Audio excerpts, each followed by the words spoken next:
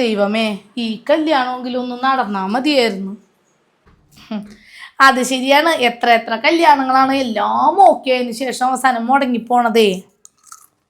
എൻ്റെ മോളുടെ കല്യാണം മുടക്കാൻ ആരാണാവോ കച്ചകെട്ടി ഇറങ്ങിയിരിക്കണത്? അമ്മേ, എനിക്കിപ്പേ രാമങ്കർത്ത പറഞ്ഞ ഡയലോഗാണ് ഓർമ്മ വന്നത്. എന്ത് ഡയലോഗ്? അതായത്, നമ്മൾ മനസ്സിൽ പോലും വിചാരിക്കാത്ത സാധനങ്ങളായിരിക്കും നമ്മുടെ ഭയങ്കര വലിയ ശത്രുക്കളെന്ന്. ഓ, അങ്ങനെ ഇപ്പൊ ആരാണ്? അതാരാണെന്നൊന്നും എനിക്ക് പറയാൻ പറ്റൂല. പക്ഷേ ചിലപ്പോ നമ്മുടെ അടുക്കളയിലൊക്കെ ഇരുന്ന് വല്ലതൊക്കെ തിന്നുന്നുണ്ടാവും. എന്നാലും എൻ്റെ രാജി, നിനക്കറിഞ്ഞൂടെ എൻ്റെ മോള? സ്കൂള് വിട്ടാ വീട്, വീട് വിട്ടാ ട്യൂഷൻ ക്ലാസ് വിട്ടാ പിന്നെ വീട്, അതുപോലെ കഴിഞ്ഞിരുന്നവളല്ലേ എൻ്റെ മോള്. ഒരു പേരുദോഷം ഇതുവരെ കേൾപ്പിച്ചിട്ടില്ല. എന്നിട്ട് പോലും ഒരു നല്ലൊരു കല്യാണാലോചന അവൾക്ക് വന്നില്ല. എനിക്കത് ആലോചിക്കുമ്പോ ചങ്ക് പൊട്ടേണ്. എല്ലാത്തിനും സമയമുണ്ടേച്ചി, സമയാവുമ്പോ എല്ലാം നടക്കും. ഓ, 30 വയസ്സായില്ലേ, ഇനി എന്നാണ് കല്യാണം? ഇനി നല്ലത് വരാതിരിക്കണത്. അവളുടെ കൂടെ പഠിച്ചവരാണെങ്കിൽ കല്യാണവും കഴിച്ച് 2 പെറ്റേം ചെയ്ത് പ്രസവം വരെ നിർത്തി. ഇപ്പോഴാണെങ്കിൽ ഇപ്പോഴും പെണ്ണ് കണ്ട് കിടക്കുകയാണ്. നിന്റെ മോളുടെ കാര്യം തന്നെ എടുക്ക്, പാറുവിൻ്റെ. അവളാണെങ്കിൽ 22ാമത്തെ വയസ്സിൽ കല്യാണം കഴിച്ച് 26 വയസ്സായപ്പോ 2 പെറ്റേം ചെയ്ത് അതുപോലെ പ്രസവവും നിർത്തി. അമ്മേ, അപ്പൊ എല്ലാരും പ്രസവിക്കാൻ വേണ്ടിയാണോ കല്യാണം കഴിക്കണേ? പോയേടി അവിടുന്ന്. ആൾക്കാർ വർത്താനം പറഞ്ഞതിന്റെ അടിയിൽ വന്ന് നിൽക്കേണ്. വലിയ വായില് വലിയ വർത്താനമാണ്. ഇപ്പൊ കുഞ്ഞുവായൊന്നും ഇല്ല. പോയേ നീ അങ്ങട്. ആ, ഞാനിത് പറയാതിരിക്കായിരുന്നു. ഇങ്ങനെ പോവേണമെങ്കിൽ ഈ പെണ്ണ് എല്ലാവരുടെ കയ്യിൽ നിന്നും അടിമേടിക്കും കുറച്ചും കൂടി വലുതായി കഴിഞ്ഞാ. അല്ലെങ്കിൽ ഞാൻ പോണേണ്. അല്ലെങ്കിൽ അതെ, ഈ വീട്ടിൽ ഞാൻ എന്തെങ്കിലും സംശയം ചോദിച്ചാൽ അപ്പ എല്ലാവർക്കും തുത്തോന്നു. വൈകി ഉണ്ടാവണ പിള്ളേർക്കേ ഇത്തിരി വായൽനാക്ക് കൂടുതലായിരിക്കും എന്ന് കേട്ടിട്ടുണ്ട്. പക്ഷെ ഇത് കാണുന്നത് ആദ്യമായിട്ടാണ്. മൂത്തവളയും കൊണ്ട് ചേച്ചി അനുഭവിച്ചിട്ടില്ല. പക്ഷെ ഞാൻ പറയണ്, ഇവളെയും കൊണ്ട് ചേച്ചി അനുഭവിക്കും, അത് ഉറപ്പാണ്. ആരെ തല്ലെങ്കിൽ അവള് മേടിച്ചു തരും. കൊച്ചല്ലേന്ന് ഓർത്ത് വഴക്ക് പറയാതെ ഇരുന്നിരുന്നാണ് ഇങ്ങനെ ആയത്. ഇവളാണെങ്കിൽ എന്തുണ്ടെങ്കിലും പപ്പട പുന്നാരും മോളാണല്ലോ, കുറെ നാളെ എത്തിണ്ടായതാണല്ലോ. അപ്പൊ അയ്യോ, പപ്പക്ക് എന്ന് പറഞ്ഞാൽ ഇവള് കഴിഞ്ഞിട്ടുള്ളാരും വൈകുന്നേരം വിളിക്കും, വീഡിയോ കോൾ ഒരു മണിക്കൂറോളം സംസാരിക്കും പപ്പയായിട്ട്. അപ്പം ഞാൻ എന്തെങ്കിലുമൊക്കെ ചീത്ത പറഞ്ഞാലും അങ്ങോട്ട് പറഞ്ഞു കൊടുക്കും. എന്നിട്ട് പപ്പയാണെങ്കിൽ എന്നെ ചീത്ത പറയും. എനിക്ക് അതാണ് കേൾക്കുമ്പോൾ എനിക്ക് വിഷമം തന്നെ. ഈ പെണ്ണിനും എന്തൊക്കെയാ പറഞ്ഞു കൊടുക്കണേന്നാ എല്ലാം കേട്ട് കണ്ട് നടക്കും. നമ്മളിങ്ങനെ ചുണ്ടനക്കം കേട്ട് അവർക്ക് അറിയാതെ എന്താണെന്ന്. നാളെ ഞാൻ അമ്മനോട് ഇവിടെ ഇരുന്ന് എന്തോ ഒരു കാര്യം പറഞ്ഞു, ചേട്ടൻ്റെ എന്തോ കാര്യം പറഞ്ഞ് അത് കഴിഞ്ഞ് വൈകുന്നേരം ഇപ്പം പറയണവളവിടെ ഇരുന്ന് അമ്മ ഇന്ന് പപ്പനെ പറ്റി കുറ്റം പറഞ്ഞെന്നൊക്കെ. ഷോ, അതൊക്കെ എൻ്റെ മോള്. ഒരു പ്രാവശ്യം അവള് ഞാൻ പറഞ്ഞൊരു കാര്യം അവളുടെ അച്ഛനോട് പറഞ്ഞിട്ടുള്ളൂ. അന്ന് ഒരടി അങ്ങോട്ട് കൊടുത്തിട്ടില്ലേ, ആ അടിയുടെ ചൂട് ഇപ്പോഴും അവളുടെ തൊടയിലുണ്ടാവും. പിന്നെയാണെങ്കിൽ വൈകി ഉണ്ടായ കുഞ്ഞല്ലേടി, തല്ലിയാ എനിക്കും വൈകുന്നേരം ആകുമ്പോ വിഷമമാണ്. ആ, അങ്ങനെ വിചാരിച്ചിരുന്നോ പെണ്ണ് വഷളായി പോവും.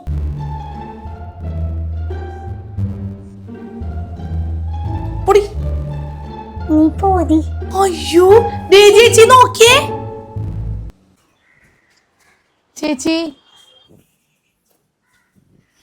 ചേച്ചി ഞങ്ങൾ കുടുംബശ്രീ വഴി ഉണ്ടാക്കണ പലഹാരങ്ങൾ അത് വിൽക്കണതാണ്. കുറേ വീടുകളിൽ മേടിച്ച് ഒരെണ്ണം മേടിക്കാവോ ചേച്ചി? ഇവിടെ ആരും വെളിച്ചെണ്ണ പലഹാരങ്ങൾ ഉപയോഗിക്കാറില്ല. ഞങ്ങൾക്ക് എല്ലാവർക്കും കൊളസ്ട്രോൾ ഉള്ളതാണ്. ഒരു പാക്കറ്റ് മേടിച്ച് കഴിച്ചെന്നോർത്ത് കൊളസ്ട്രോൾ ഒന്നും വരൂല ചേച്ചി. നല്ലതാണ്. ഇവിടെ ഞാൻ ഒത്തിരി പ്രാവശ്യം വന്നിട്ടുണ്ട്. മേടിച്ച ആൾക്കാർ തന്നെ പിന്നെയും മേടിക്കും. ഒരു ഉണ്ണിയപ്പെങ്കിലും മേടിക്കും ചേച്ചി. ഓ, വേണ്ടെന്ന് പറഞ്ഞില്ല, ഇവിടെ ആരും ഇങ്ങനത്തൊന്നും കഴിക്കാറില്ലെന്ന്.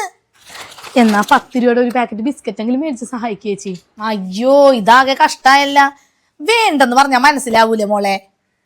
ചേച്ചി, എനിക്ക് 3 പിള്ളേരുള്ളതാണ്. ഇത് വിറ്റതിന് ശേഷം വേണം പിള്ളേരെ പഠിപ്പിക്കാനും ഭക്ഷണമൊക്കെ കൊടുക്കാനും. അതുകൊണ്ടാണ് ചേച്ചി ഒരെണ്ണമെങ്കിലും മേടിക്കുക. രാജി ആരാണ്? ചേച്ചി, അത് പലഹാരം വിൽക്കാൻ വന്ന പെണ്ണാണ്. എന്തോ ഒരു പ്രാവശ്യം വേണ്ടെന്ന് പറഞ്ഞിട്ട് മനസ്സിലാവണില്ല. രേഖ, നീയാ? ആ ചേച്ചി, ഇത് ചേച്ചിയുടെ വീടായിരുന്നാ? ആ, അതെ. കയ്പമംഗലത്തോളം ഞങ്ങളുടെ വീട് വിറ്റ് ഞങ്ങൾ ഇങ്ങോട്ടാണ് വന്നത്. എൻ്റെ സ്വന്തക്കാരാണ് ഇവിടെയൊക്കെ ഉള്ളതൊക്കെ. അപ്പോൾ ഒരുമിച്ച് കിടക്കാമെന്ന് വിചാരിച്ച് അവസാന കാലമൊക്കെ ആവുമേ. എന്നാലും എൻ്റെ രേഖയെ, നിന്നെ ഈ അവസ്ഥയെ കാണേണ്ടി വന്നല്ല. എങ്ങനെ ജീവിച്ചിരുന്ന പെണ്ണാണ് നീ. ചേട്ടൻ്റെ മരണശേഷം ഇതല്ലാതെ വേറൊരു വഴി ഉണ്ടായിരുന്നില്ല ചേച്ചി. ഞാനാണെങ്കിൽ അധികം പഠിച്ചിട്ടുമില്ലല്ലോ. അല്ല, അന്നപ്പം നിന്റെ ഭർത്താവ് എടുത്തു വെച്ചിരുന്ന ടേം ഇൻഷുറൻസിന്റെ പൈസ കിട്ടിയില്ലേ നിനക്ക്? ടേം ഇൻഷുറൻസാ?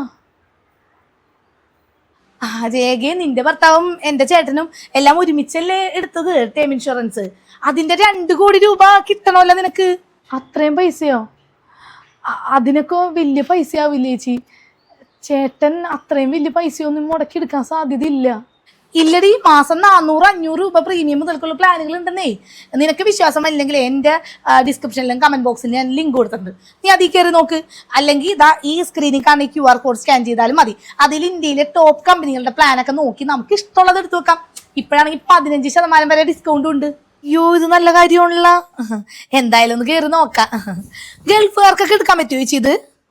ആ പിന്നെ, പ്രവാസികൾക്ക് പുറത്തുനിന്ന് എടുക്കുന്നതിനേക്കാൾ 30-50% വരെ ചെലവ് കുറവിൽ ടേം ഇൻഷുറൻസ് നാട്ടിൽ നിന്ന് എടുക്കാം.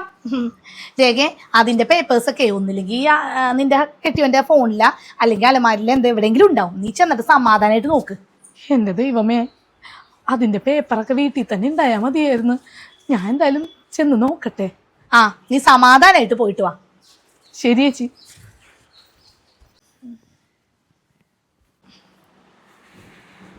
ഓ, ഇതുവരെ അവര് വന്നില്ല ദൈവമേ. ഇനി കല്യാണം എങ്ങാനും മുടങ്ങിയാ ചേച്ചി?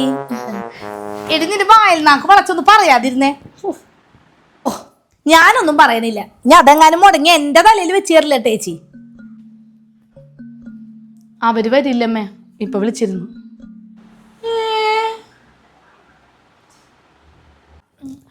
അതിന് ചേച്ചി എന്നെ നോക്കിയൊന്നും പേടിപ്പിക്കണ്ട. ഞാൻ അങ്ങനെ പറഞ്ഞോണ്ടൊന്നുമല്ല കല്യാണം മുടങ്ങിയത്. ചെക്കൻ വരുന്നതിന് മുന്നേറ്റ് ഇവളെ പറ്റിയൊക്കെ അന്വേഷിച്ചിട്ടുണ്ടാവും, അതായിരിക്കും വരാഞ്ഞത്. അല്ല ചിറ്റേ, എന്നെ പറ്റി അന്വേഷിച്ചാലും എന്താ ആൾക്കാർ എനിക്ക് പറയാനുണ്ടാവുക? എന്തൊക്കെ കാര്യങ്ങൾ പറയാ? ഇത്രയും നാളും കല്യാണമൊന്നും വേണ്ടെന്ന് പറഞ്ഞ് നിന്നല്ലേ. അപ്പൊ ആൾക്കാരൊക്കെ ഇങ്ങനെ ഓരോന്നോരോന്ന് പറയുമല്ല. ഞാൻ എന്താണെങ്കിലും ചേച്ചിനെ കുറ്റം പറയുള്ളൂ. എന്നെയാ? ഇവള് കല്യാണത്തിന് സമ്മതിക്കാത്തതിന് എന്നെ കുറ്റം പറഞ്ഞിട്ട് എന്ത് കാര്യം? അതെ, മക്കള് പലതും പറയും, കല്യാണം വേണ്ട വേണ്ട എന്നൊക്കെ. അന്നേരമൊക്കെ ചേച്ചി എന്ത് ചെയ്യണം? എങ്ങനെയെങ്കിലും പിടിച്ചങ്ങോട്ട് കെട്ടിക്കണമായിരുന്നു. ഓ, നല്ല കല്യാണാലോചന വരട്ടെ, അതാണ് ഇതാണ് മോളുടെ ഇഷ്ടം ഇതാണെന്നും പറഞ്ഞുകൊണ്ടിരുന്നല്ലേ. ആ, ഇനിയിപ്പോ വല്ല കല്യാണാലോചന വന്നാ പറയാ ഭാഗ്യം. ഞാനെന്ത് പറയാനാണ്? അന്നൊന്നും ഇവള് ഞാൻ പറഞ്ഞാ ഒന്നും കേൾക്കൂല. എന്റെ പൊന്നമ്മ, എനിക്കും കൂടി തോന്നണ്ട എനിക്ക് കല്യാണം കഴിക്കാൻ സമയമായിന്ന്. ആഹാ, എന്നിട്ട് ഇപ്പൊ ആയ മോളെ നിന്റെ സമയം? ആയതുകൊണ്ടല്ലേ ഇപ്പൊ കല്യാണം നോക്കിക്കോളാൻ പറഞ്ഞത്. എടി മോളെ, നിന്റെ തള്ളോട് സംസാരിക്കുന്ന നാവുകൊണ്ടേ അതുപോലത്തെ വർത്താനം എന്നോട് പറയാൻ നിൽക്കണ്ടട്ടാ. ആ, ഞാൻ നിന്റെ മോറങ്ങോട്ട് തല്ലിപ്പൊളിക്കും. എനിക്ക് നിന്നെ അന്നും പേടിയില്ല ഇന്നും പേടിയില്ല. നിന്റെ അമ്മക്കാണ് നിന്നെ പേടി. ആ, തല്ലാൻ ചിറ്റി ഇങ്ങോട്ട് വാ, ഞാൻ നിന്നേരാ. ഒന്നും മിണ്ടാതിരുന്നേ രണ്ടും. ഒരു സ്വസ്ഥയ സമാധാനമൊക്കെ താ. വെറുതെ ഒരുങ്ങിന്ന്. എന്റെ ദൈവമേ, ഇവളുടെ വിധി ഇതായി പോയല്ലേ. ഇത്ര നാളും കല്യാണം വേണ്ട വേണ്ടാന്ന് പറഞ്ഞിരുന്നു, അവസാനം സമ്മതിച്ചപ്പോ കല്യാണം നടക്കണ്ടായി. ആ, എനിക്കും ഇത് കേട്ടപ്പോ വല്ലാത്ത സങ്കടമായി ചേച്ചി.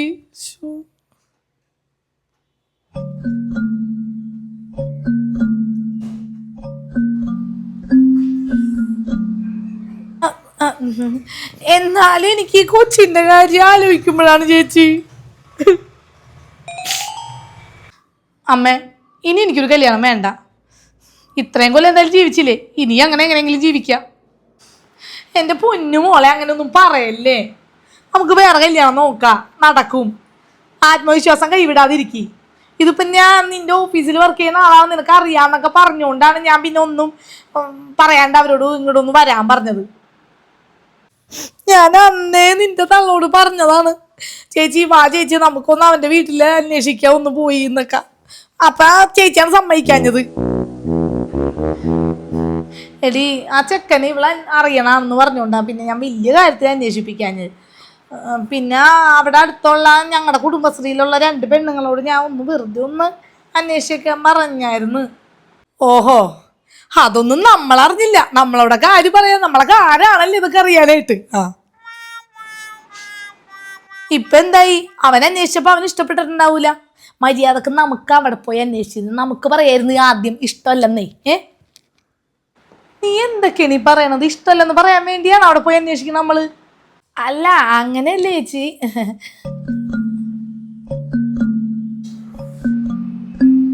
ഈ കൊച്ചെന്താണ് വന്നപ്പോ തുടങ്ങിയ ദേഷ്യഭാവത്തിലല്ലേ നോക്കണത്? മോന്ത മാറ്റി മോളെ. ആഹാ, നിന്റെ ചിറ്റയല്ല ഞാനൊന്നില്ലെങ്കി. നല്ല പിന്നെ എന്നാലും ആരാണെന്നാവോ എന്റെ മോളെ പറ്റി ഇങ്ങനെയൊക്കെ പറഞ്ഞു നടക്കണത്? ഹാവോ. അമ്മേ, ചേച്ചിയുടെ കല്യാണം മുടക്കാനായിട്ട് ആർക്കാണ് ലാഭമുള്ളത് അവരായിരിക്കും ചേച്ചിയുടെ കല്യാണം മുടക്കണേ.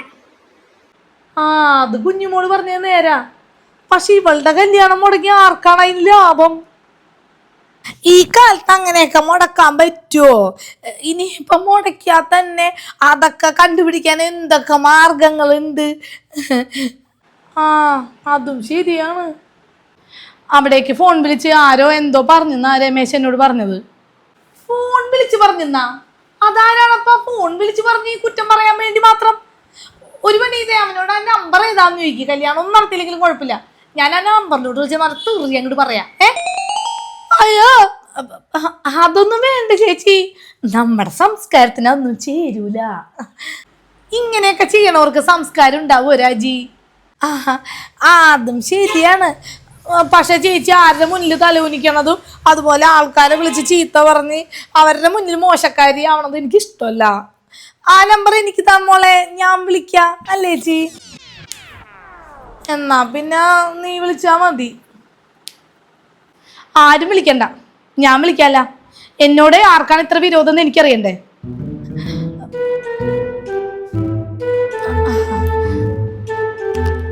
ഇതെങ്ങനെയാണ് സൈലന്റ് ആക്കുന്നത്? പുതിയ ഫോണാണ്. ദേ നിന്റെ ഫോണാണല്ലോ അടിക്കണത്. അതെ, നമ്മുടെ വീട്ടില് തെങ്ങ് കയറാൻ രണ്ടാൾക്കാരെ നിർത്തിയിട്ടുണ്ട്. അപ്പൊ അവര് വിളിക്കാന്ന് പറഞ്ഞ് അവരാന്ന് തോന്നണ്. എന്നാ പിന്നെ അത് എടുക്ക്. വേണ്ടേച്ചി, അതെനിക്ക് പറ്റൂല. അതെന്താണ്? അത് എൻ്റെ ചേച്ചിയുടെ മുന്നിൽ വെച്ച് ഫോണൊക്കെ എടുത്ത് സംസാരിക്കാനൊന്നും ഞാനായിട്ടില്ല. ഫോണല്ലേ എടുക്കാൻ പറഞ്ഞോളൂ, അല്ലാണ്ട് ചേച്ചി എടുക്കാൻ പറഞ്ഞൊന്നുമില്ലല്ലോ. അതേ കുഞ്ഞുമോളെ, ചെറിയ വായില് വലിയ വർത്താനൊന്നും പറയില്ലേട്ടാ. ചേച്ചി ഒന്നും കൂടി ഫോൺ വിളിച്ച് നോക്കിയേ.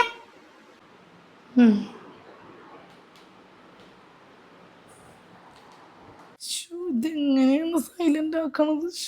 പറഞ്ഞൊന്നില്ല അവള്.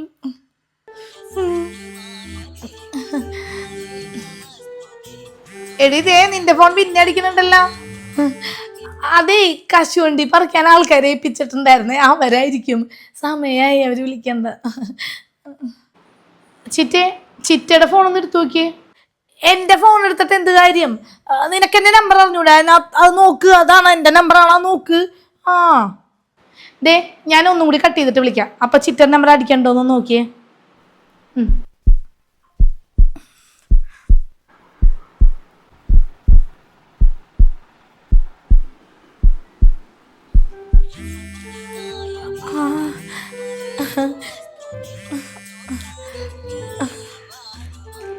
ആരാ ചിറ്റി ഇപ്പൊ വിളിക്കണത്? തേങ്ങയിടാൻ വന്നവരാണോ കശുവണ്ടി വറക്കാൻ വന്നവരാണോ? ഈ പെൺകൊച്ചിന്റെ ഒരു കാര്യല്ലേ ചേച്ചി. ചിറ്റ പറഞ്ഞ പോലെ തന്നെ ഇത് പണ്ടത്തെ കാലമൊന്നുമല്ല. ആരാണ് വിളിച്ചതെന്ന് എപ്പോൾ വേണമെങ്കിലും നമുക്ക് ഈ ഫോണിൽ കൂടെ അറിയാൻ പറ്റും. ട്രൂ കോളറിലുണ്ട്. ഇതിനകത്ത് എഴുതി കാണിക്കുന്നത് രാജി സോമൻ എന്നാണ്. അത് ചിലപ്പോ വേറെ രാജി സോമനായിരിക്കും ചേച്ചി. അങ്ങനെയാണെങ്കിൽ നിന്റെ ഫോൺ അടിച്ചെന്താണ്? അവള് വിളിക്കുമ്പോ നിന്റെ ഫോണാണല്ലോ അടിക്കണത്. അപ്പൊ നീ ഇയാളിൽ ഇത്ര കാലം എന്റെ മോളുടെ കല്യാണം മുടക്കി കൂട്ടിയിരുന്നത്? അയ്യോ ചേച്ചി, അങ്ങനൊന്നും പറയല്ലേ. ഇതാദ്യായിട്ടാണ്. ഇതാദ്യായിട്ടൊന്നല്ല ഈ രാജി കല്യാണം മുടക്കണത്. ഇതിന് മുന്നേ കല്യാണം ഞാൻ പ്രാവശ്യം മുടക്കിയിട്ടുണ്ടെന്നറിയാം. അതുപോലെ തന്നെ എന്റെ ആങ്ങളയുടെ മോളുടെ കല്യാണവും മുടക്കിയിട്ടുണ്ട്. അതല്ല, രാജി ഒരു കാര്യം മനസ്സിലാഗ്രഹിച്ച് അത് നടത്തിയെടുക്കുന്നു. പിന്നെ ആങ്ങൾക്ക് തറവാട്ടിലെ ഭാഗം വേണ്ടെന്ന് പറഞ്ഞുകൊണ്ടാണ് ആ പെണ്ണിന്റെ കല്യാണം നടത്തിയത്. കുറെ കഷ്ടപ്പെട്ടാൽ കല്യാണം നടത്തിയെന്ന് അറിയോ? ഇല്ലെങ്കിൽ ഇപ്പോഴും ആ പെണ്ണ് കെട്ടാച്ചെന്തായിട്ട് നിങ്ങളെപ്പോലെ ഇവിടെ നിന്നേനെ. ഞാനിപ്പോ അവനെ വിളിച്ചു വെച്ചുള്ളൂ. നല്ലൊരു പറഞ്ഞു കൊടുത്തു. അവൻ എന്തായാലും വരാൻ സാധ്യതയില്ല. അത്രയ്ക്ക് പറഞ്ഞു കൊടുത്തത്. ഈ കല്യാണം എന്തായാലും നടന്നാലേ ഞാൻ തറവാട്ടിൽ നിന്ന് ഇറങ്ങി കൊടുക്കേണ്ട വരും. അറിയാല. ആ ബാക്കി കൊടുക്കാൻ പൈസ ഇല്ല, നമ്മളെ തറവാട് വിറ്റ് കൊടുക്കാൻ പറയും. അപ്പൊ നമുക്ക് കുഴപ്പമില്ലാണ്ടായിപ്പോ. ഇതിപ്പോ കല്യാണം നടക്കാതിരുന്ന എന്താ വെച്ചാ നമുക്ക് വിജയം വേണ്ട, തറവാട്ടിലെ പ്രകാരം വേണമെങ്കിൽ നിൽക്കാം. അല്ലല്ല, എന്റെ പുതിയ നമ്പറിൽ നിന്നാ വിളിച്ചത്. ഈ ഫോണിൽ കിടക്കുന്നുണ്ടല്ല, അതിൽ ഞാൻ വിളിച്ചു. അയ്യോ, ഇത് ഞാനൊന്നുമല്ല ചേച്ചി, ഏയാണെന്ന് തോന്നണ്. എടി ആ ഇത് ചിറ്റ പറയുന്ന എനിക്കറിയാം. ദേ ഈ വീഡിയോ ഒന്ന് കണ്ടു നോക്കിയേ.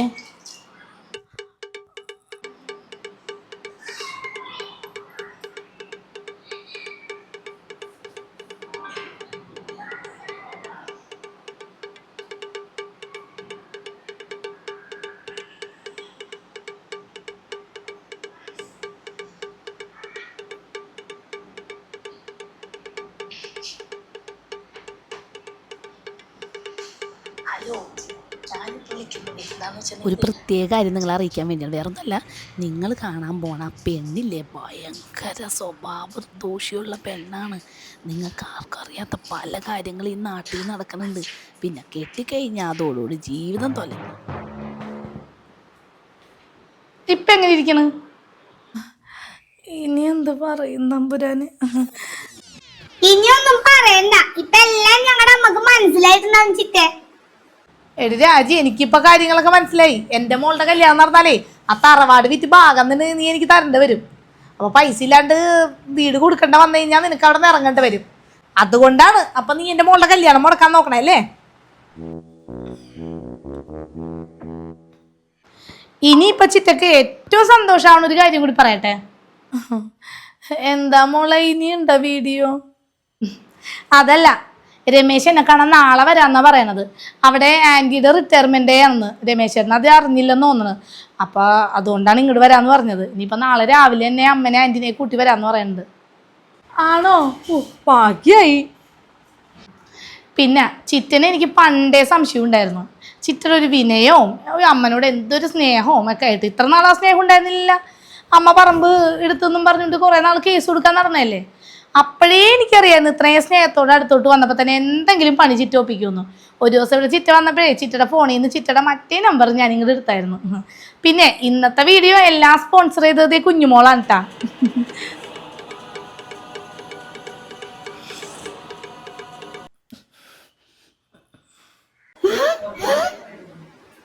എടി രാജി, നീ എന്നായി നീക്കാൻ നോക്കിയേ.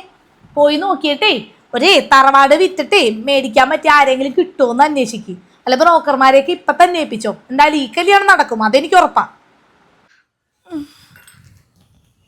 ഇപ്പൊ ഞാൻ പോവാം, കുഴപ്പമില്ല. 2 ദിവസം കഴിഞ്ഞിട്ടേ വലിഞ്ഞേറി ഞാൻ ഇങ്ങോട്ട് തന്നെ വരും. ഇതുപോലൊരു സാധനം പണ്ടേ ഇങ്ങനെയാണ്. കുശുമ്പും കുഞ്ഞായ്മയൊക്കെ തന്നെയാണ്. ഒരാൾ നന്നാവണത് ഇഷ്ടമല്ല, ഒരു നല്ല ഡ്രസ്സറിന് ഇഷ്ടമല്ല. പക്ഷെ എന്നെ നല്ല കാര്യമാണ് കേട്ടോ. എന്തായാലും കുഴപ്പമില്ല, ഈ കല്യാണം മുടങ്ങിയില്ലല്ലോ. കുഞ്ഞുമോളെ, എന്റെ തമ്പുരാനെ, പനിച്ചിരിക്കോട്ട് ഭഗവതി, ഒരു നിറ പറയാൻ ചുറ്റുവിളക്ക് തന്നേക്കാമേ.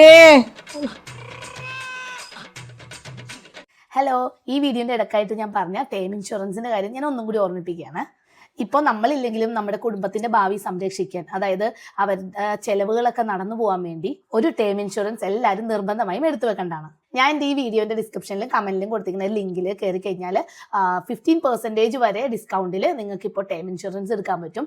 ഇല്ലെങ്കിൽ ഈ സ്ക്രീനിൽ കാണിച്ചിട്ട് QR കോഡ് സ്കാൻ ചെയ്താലും മതി. അപ്പോൾ എല്ലാവരും ചെക്ക് ചെയ്ത് നോക്കിക്കോളൂ കേട്ടോ.